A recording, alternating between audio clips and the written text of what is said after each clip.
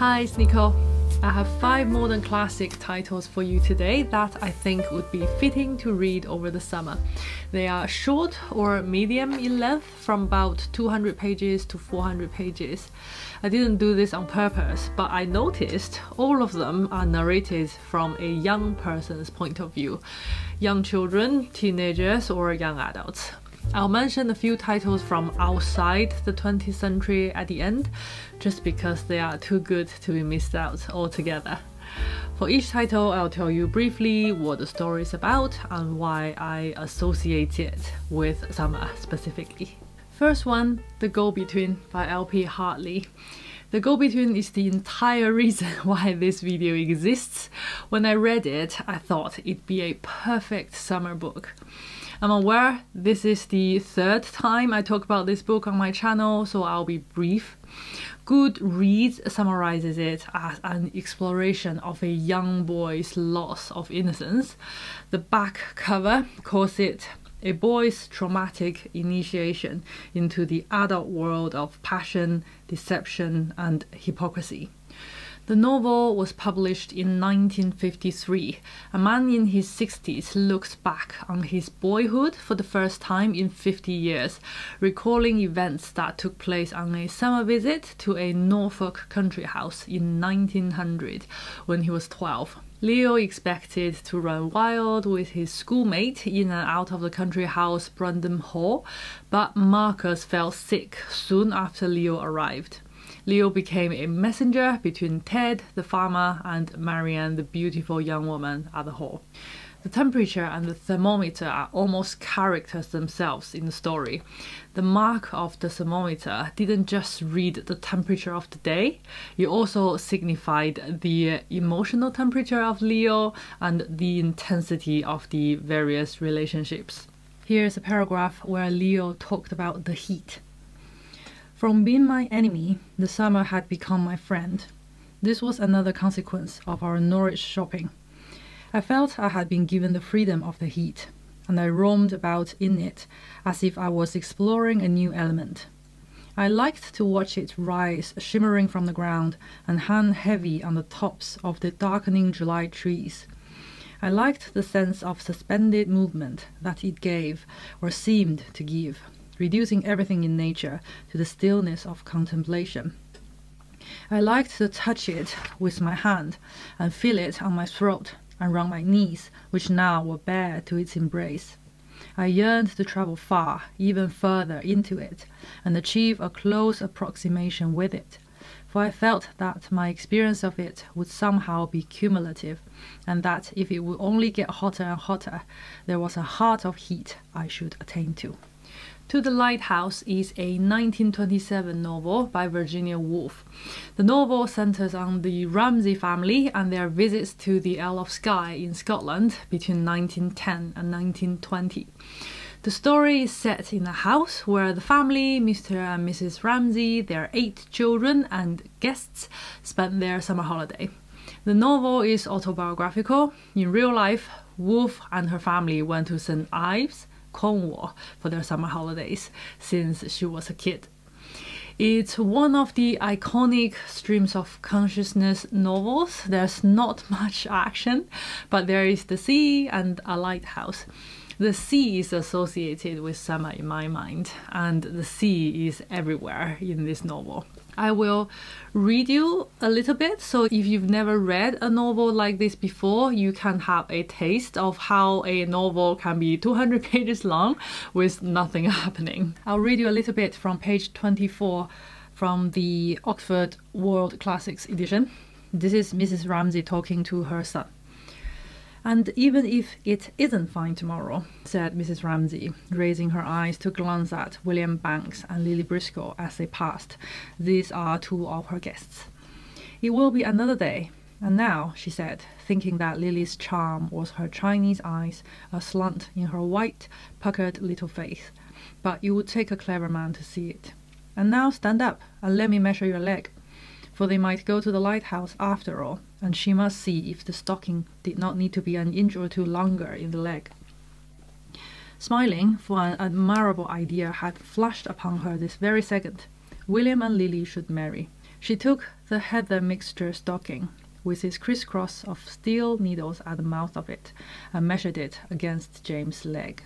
"My dear, stand still," she said, for in his jealousy, not liking to serve as measuring block for the lighthouse keeper's little boy, James fidgeted purposely, and if he did that, how could she see? Was it too long? Was it too short? She asked. She looked up. What demon possessed him, her youngest, her cherished, and saw the room, saw the chairs, thought them fearfully shabby. Their entrails, as Andrew said the other day, were all over the floor. But then what was the point, she asked herself, of buying good chairs to let them spoil up here all through the winter, when the house was only one old woman to see to it, positively dripped with wet? Never mind. The rent was precisely 2p halfpenny. The children loved it. It did her husband good to be 3,000, or she must be accurate, 300 miles from his library and his lectures and his disciples.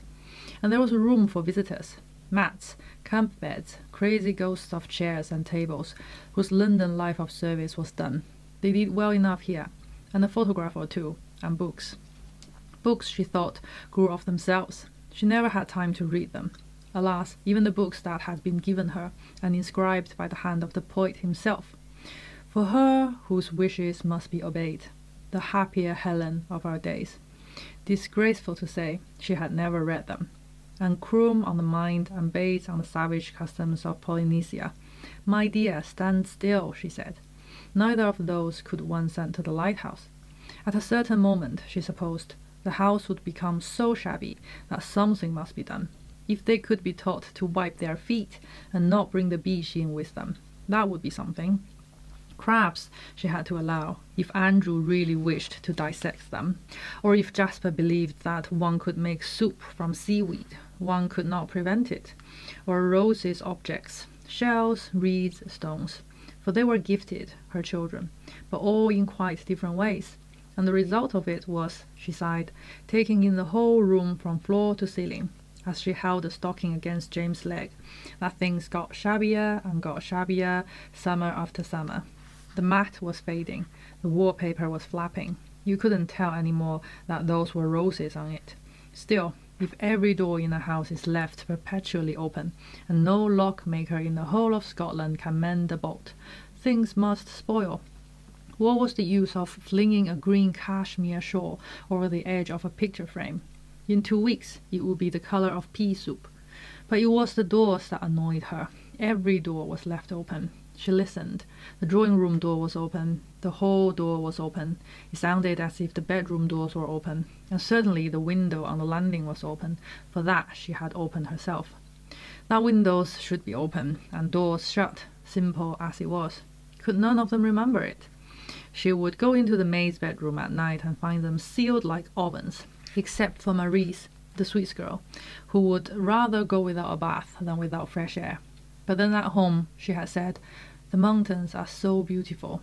She had said that last night, looking out of the window with tears in her eyes. "The mountains are so beautiful." Her father was dying there. Mrs. Ramsay knew. He was leaving them fatherless. Scolding and demonstrating how to make a bed, how to open a window, with hands that shut and spread like a Frenchwoman's, all had folded itself quietly about her, when the girl spoke, as, after a flight through the sunshine, the wings of a bird fold themselves quietly, and the blue of its plumage changes from bright steel to soft purple. She had stood there silent, for there was nothing to be said. He had cancer of the throat. At the recollection, how she had stood there, how the girl had said, "At home, the mountains are so beautiful," and there was no hope whatever. She had a spasm of irritation, and speaking sharply, said to James, "Stand still, don't be tiresome," so that he knew instantly that her severity was real, and straightened his leg, and she measured it.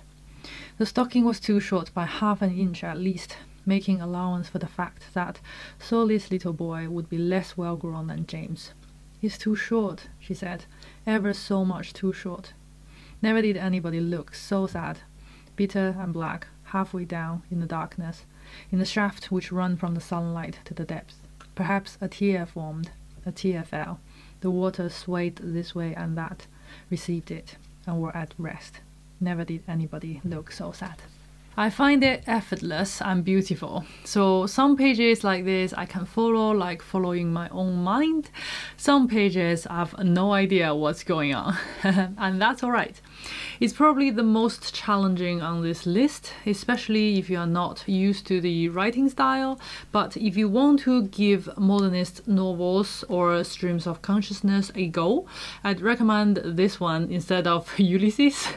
If you don't like it, at least it's short. Let's move on. I was going to say let's move on to something very different. The next book is very different in terms of the writing style. It's so different that it's a bit of a shock to realize the subject matter of the two books is actually very similar. It's an extraordinary thought to put To the Lighthouse side by side with My Family and Other Animals, but that's what's happening right now on this channel. To the Lighthouse is the most literary on the list, and My Family is the most silly and funny, but they are both autobiographical. The two authors did almost the same thing, observing and telling us about their parents and siblings who lived in an unusual environment.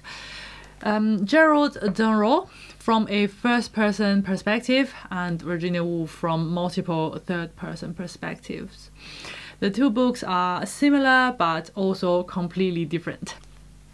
I loved this book even before I opened it. I love the very cute shape and size of this penguin edition and the whimsical cover design. My Family and Other Animals, published in 1956, is an autobiographical book about the author's family and their life on the Greek island of Corfu between 1935 and 1939. The author, Gerald Durrell, the British naturalist, was 10 at the beginning of the book. The family, consisting of his widowed mother, two brothers and one sister, decided to escape England on a grey and damp July afternoon. I love the opening scene where we see the family rotting in a gloomy house, plagued by the English climate. I also love the epigraph for part 1 of the book. Excuse the bits that are not PC for our years now. This was written in the 50s when many people didn't have a TV or a washing machine or a toaster. Part 1. There is a pleasure sure in being mad, which none but madmen know. Dryden, the Spanish Friar, Act 2, Scene 1. The migration. July had been blown out like a candle by a biting wind that ushered in a leaden August sky.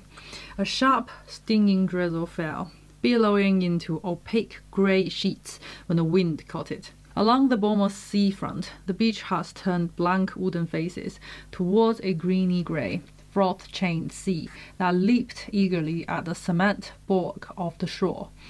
The gulls had been tumbled inland over the town, and they now drifted above the housetops on taut wings, whining peevishly. It was the sort of weather calculated to try anyone's endurance. Considered as a group, my family was not a very prepossessing sight that afternoon, for the weather had brought with it the usual selection of ills to which we were prone. For me, lying on the floor, labeling my collection of shells, it had brought catarrh, pouring it into my skull like cement, so I was forced to breathe stertorously through open mouth. For my brother Leslie, hunched dark and glowering by the fire, it had inflamed the convolutions of his ears, so that they bled delicately but persistently. To my sister Margot, he had delivered a fresh dappling of acne spots to a face that was already blotched like a red veil. For my mother, there was a rich, bubbling cold and a twinge of rheumatism to season it. Only my eldest brother, Larry, was untouched, but it was sufficient that he was irritated by our failings. It was Larry, of course, who started it. The rest of us felt too apathetic to think of anything except our own ills. But Larry was designed by Providence to go through life like a small blonde firework, exploding ideas in other people's minds, and then curling up with cat-like unctuousness and refusing to take any blame for the consequences. He had become increasingly irritable as the afternoon wore on. At length, Glancing moodily round the room, he decided to attack Mother, as being the obvious cause of the trouble. "Why do we stand this bloody climate?" he asked suddenly, making a gesture towards the rain-distorted window. "Look at it. And if it comes to that, look at us. Margot swollen up like a plate of scarlet porridge. Leslie wandering around with 14 fathoms of cotton wool in each ear. Jerry sounds as though he'd had a cleft palate from birth. And look at you. You're looking more decrepit and hag-ridden every day." Mother peered over the top of a large volume titled Easy Recipes from Rashbatana.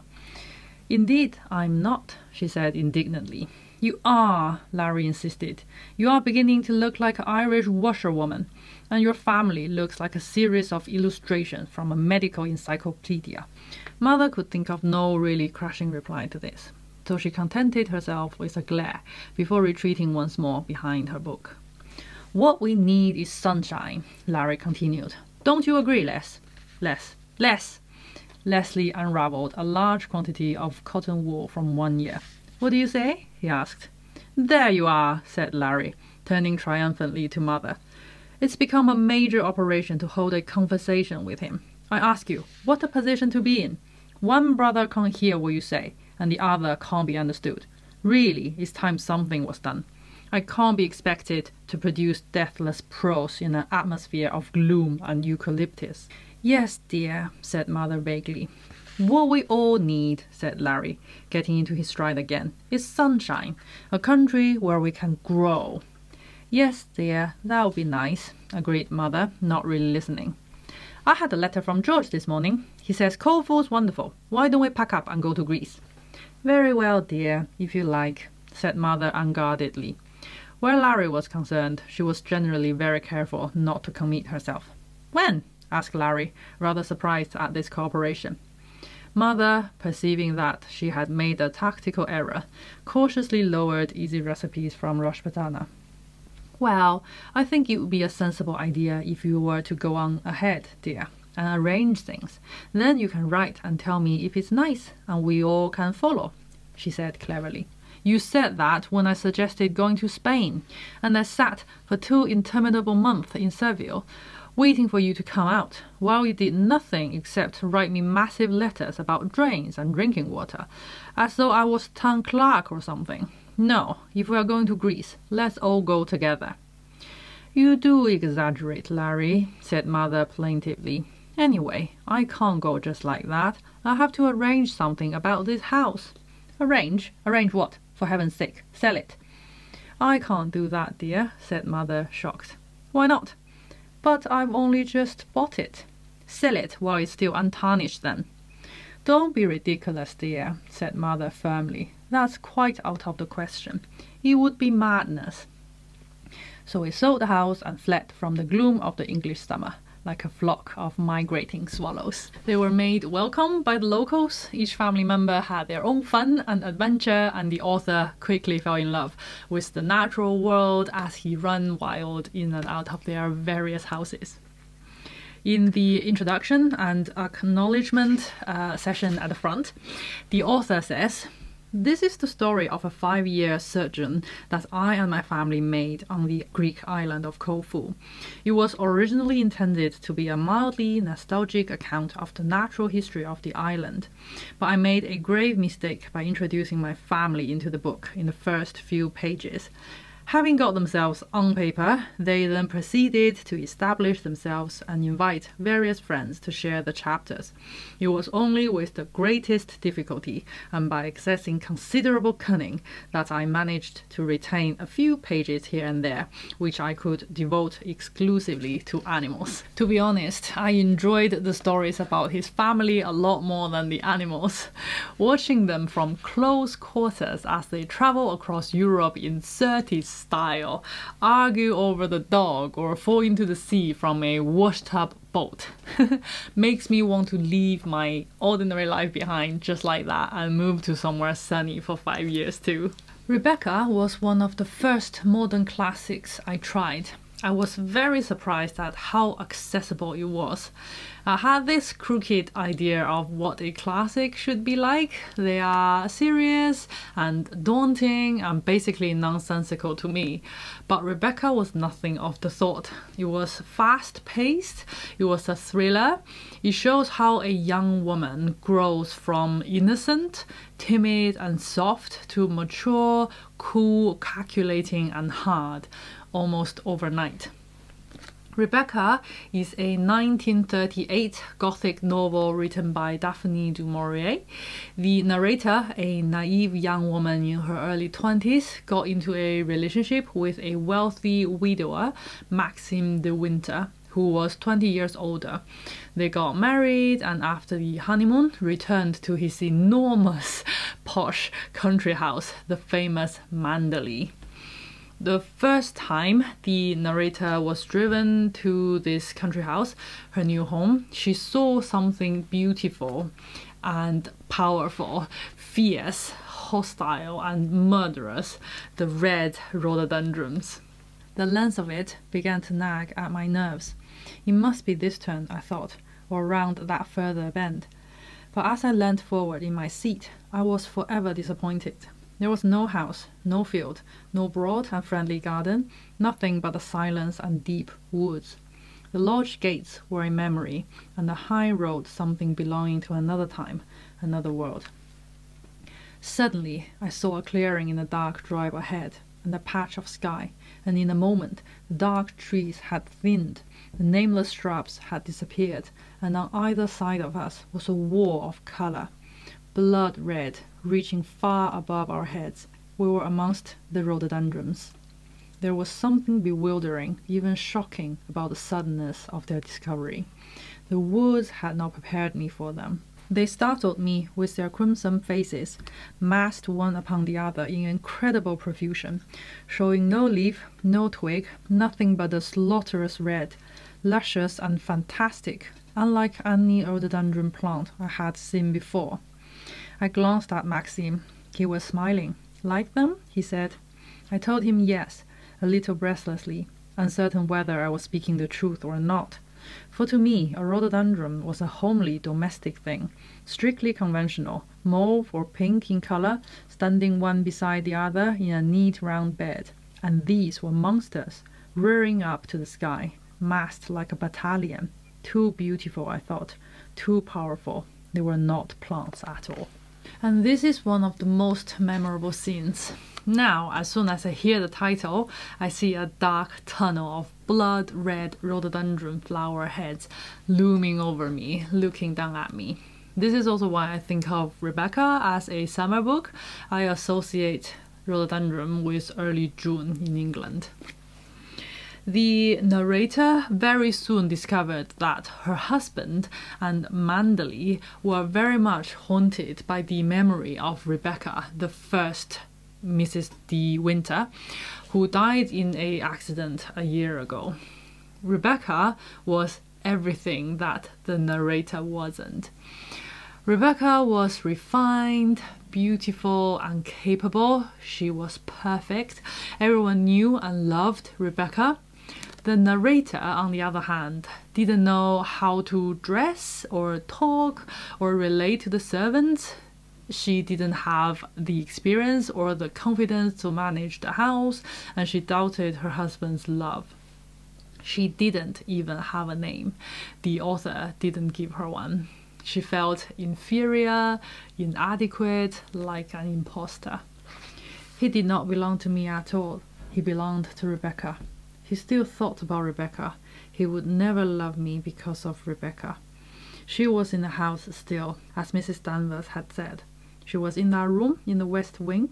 She was in the library, in the morning room, in a gallery above the hall, even in the little flower room where her mackintosh still hung, and in the garden, and in the woods, and down in the stone cottage on the beach. Her footsteps sounded in the corridors. Her scent lingered on the stairs. The servants obeyed her orders still.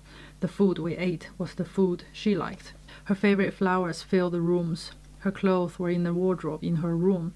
Her brushes were on the table, her shoes beneath the chair, her night dress on her bed. Rebecca was still mistress of Manderley. Rebecca was still Mrs. De Winter.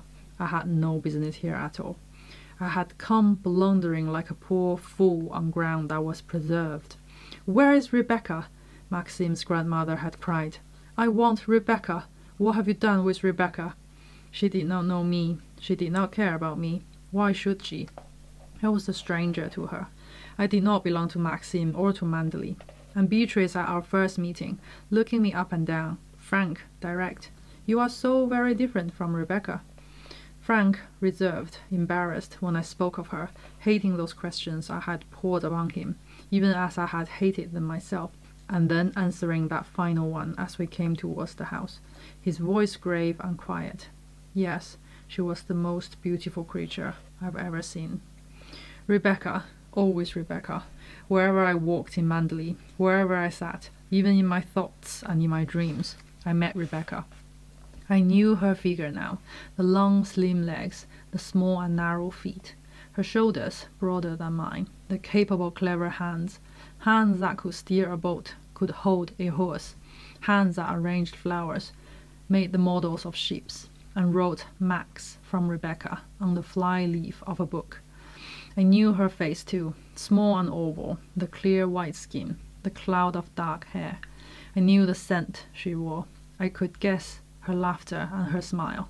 If I heard it, even among 1,000 others, I should recognize her voice. Rebecca, always Rebecca. I should never be rid of Rebecca. There was one scene where she answered a phone call asking for Mrs. De Winter. She turned bright red and stumbled that "I am so sorry, she died a year ago." And the voice on the phone said, "No, I was looking for you." She was like Leo in the Go-Between, confused and lost. And suddenly something happened, and the second half of the book is just beyond intense and completely unexpected.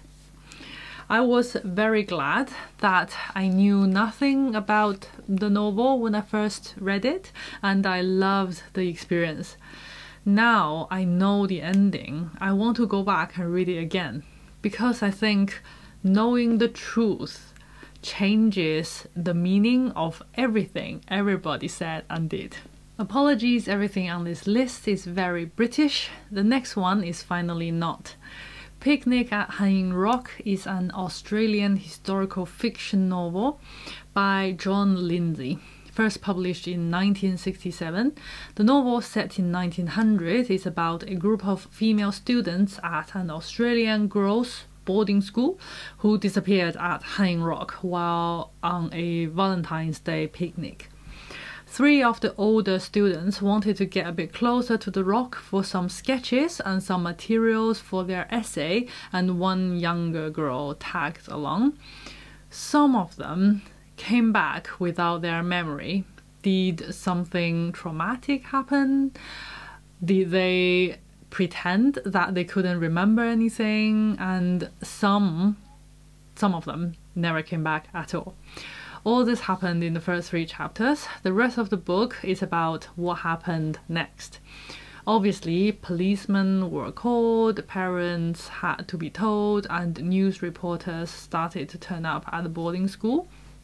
What happened to the missing girls? How would fellow students react? How would the teachers and the servants react? The story is set in February in Australia, which is one of the hottest summer months, and the picnic happens in the middle of an afternoon when the sun is bright over their heads.